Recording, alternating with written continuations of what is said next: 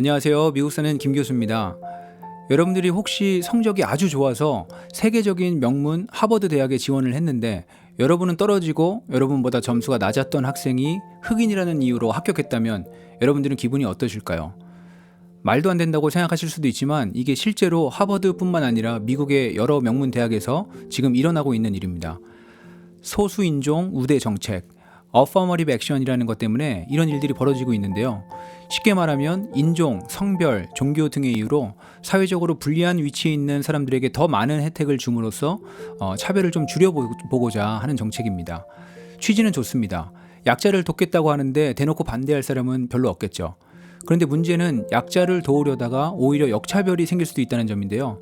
쉽게 말해서 사회적 약자라고 불리는 사람들을 도와주려고 하다가 열심히 일하고 열심히 공부하는 사람들이 아무 잘못 없이 손해를 보는 경우가 생긴다는 거죠.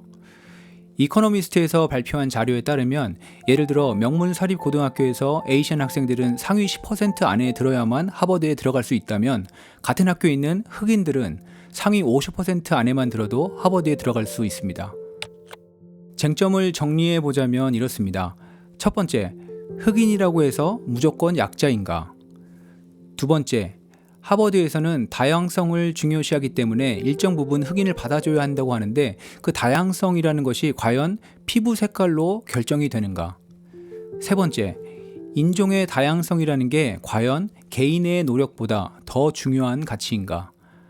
네 번째, 하버드 입학에 있어서 똑똑한 에이시안 지원자들이 피해를 많이 보고 있는데 이 사람들은 그냥 에이시안으로 태어나서 공부를 열심히 한 것밖에 없는데 약자 보호를 위해서 이들에게 이런 피해를 짊어지도록 하는 것이 과연 공정한가?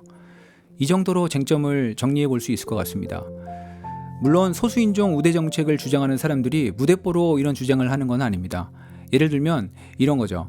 역사적으로 차별당해왔던 소외 계층에 대한 보상이기 때문에 개개인으로 보면 억울한 사람들이 있을 수 있겠지만 사회 전체적으로 보면 필요한 조치이다.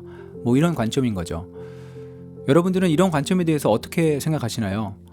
댓글로 여러분들 생각을 공유해 주시면 좋을 것 같습니다. 오늘 다룬 주제는 정답이 있는 문제는 아니고요. 개개인의 가치관에 따라서 다르게 볼 수 있는 문제라고 생각합니다. 그럼 오늘 영상은 여기까지 하겠습니다. 오늘 영상이 재밌으셨다면 구독과 좋아요 부탁드립니다. 그럼 다음 영상에서 또 뵙겠습니다. 안녕히 계세요.